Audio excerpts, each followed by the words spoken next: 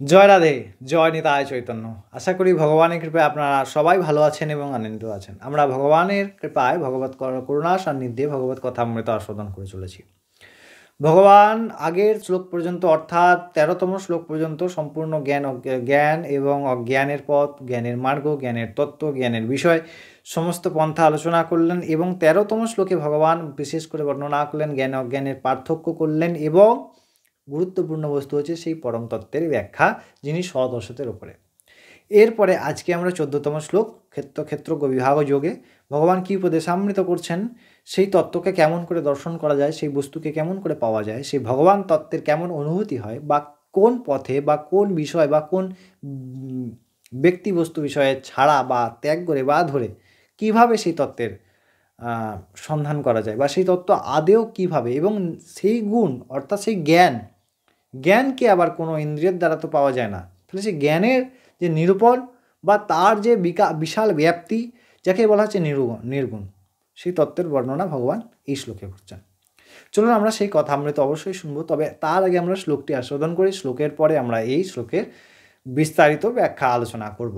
ভগবান ১৪তম শ্লোকে অর্জুনের উপদেশে জ্ঞান নিরূপণ করছেন যে সর্বত্র পানিপাদং তৎ সর্বতোহাসে শিরোমুখম সর্বতা শ্রুতিমল্লোকে সর্বমাবৃত তিষ্ঠতি। ভগবান বলছেন যে তিনি অর্থাৎ পরমাত্মা, যে বস্তুর বর্ণনা করলেন ভগবান সৎ এবং অসৎ, সেই পরমাত্মা তত্ত্বের কেমন, তিনি কেমন না, তার হস্ত, মুখ, পদ, নেত্র, শ্রবণেন্দ্রিয় সর্বময় ব্যাপ্ত। একটি কথা, ছোট কথা, সুন্দর কথা, এবং তিনি সব দিকে আছেন। যদি ভাবি আমার এইখানেও ভগবানের চোখ, মুখ, নাক, কান সমস্ত কিছু আছে, তো এ পাশের দিকেও আছে, এখানেও আছে, এখানেও আছে, এখানেও আছে, এখানেও আছে। এই জন্যেই শাস্ত্রগণ ভগবানের বর্ণনা করে নেতি করতে পারেন।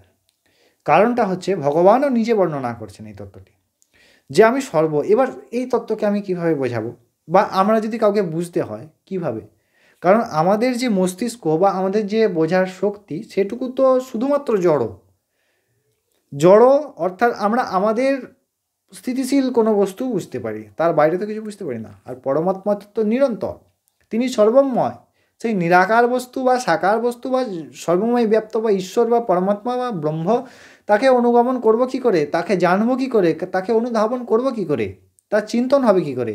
তাহলে সেই তত্ত্ব কি? ভগবান এই শ্লোকটিতেই বলছেন যে সেই পরম তত্ত্বই, যিনি সৎ অসৎ নয়, যিনি জ্ঞান মার্গের চলার দ্বারা পাওয়া যায়, আবার জ্ঞান অজ্ঞান দুইয়ের দ্বারা প্রাপ্ত হয় না, দুইয়ের পার হলে হয়।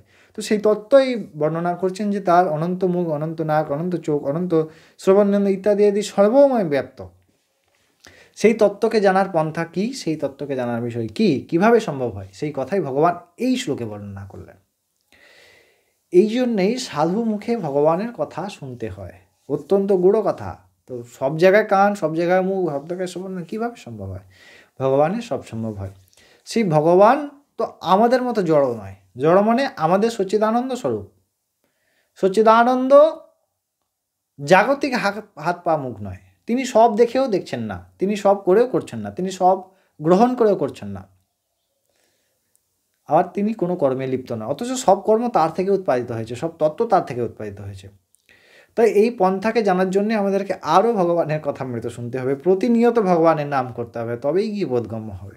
আপনারা অনেক ভালো থাকবেন, আনন্দ থাকবেন। আমরা পরবর্তী দিন আবার পরবর্তী শ্লোক নিয়ে ফিরে আসি। তখন জয় রাধে, জয় নিতাই চৈতন্য।